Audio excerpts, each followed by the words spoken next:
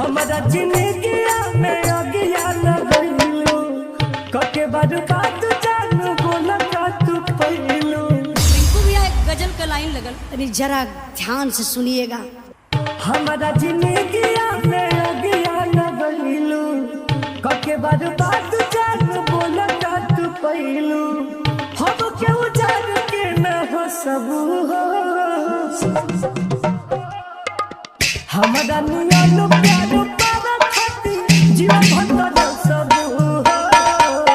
एगो बात लिख लो तू सब को बताई हो सब जेकरा भी जाई पूछन हो ओकरा के न सब हो।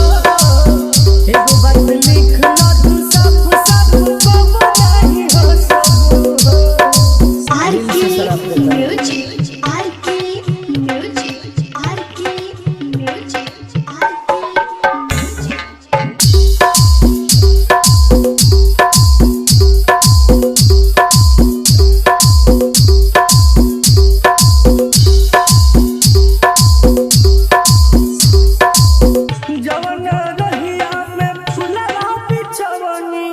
छिट दिहलू तू काटा हो नाजुक रहे नहीं आके डोरी तुर दिहलू सब नाता हो। तू को जाल में फंसब हो हमारा नियन प्यार पार खाती जीवन भर सब हो।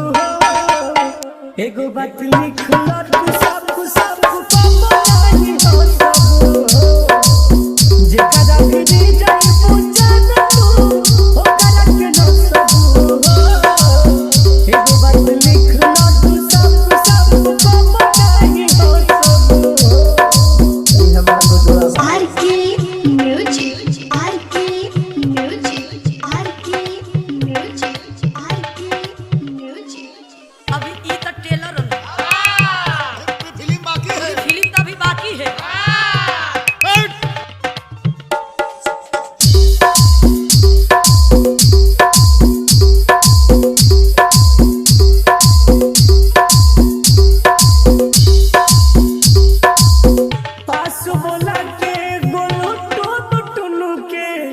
काहे दूर भगा दिहलू प्यार जगा के दिल में बिटू के जान हो याद लगा दिहलू। नौजन में हमारा अपना सब हो हमारा नियन प्यार पार खाती जीवन भर सब हो। एगो बात लिख लो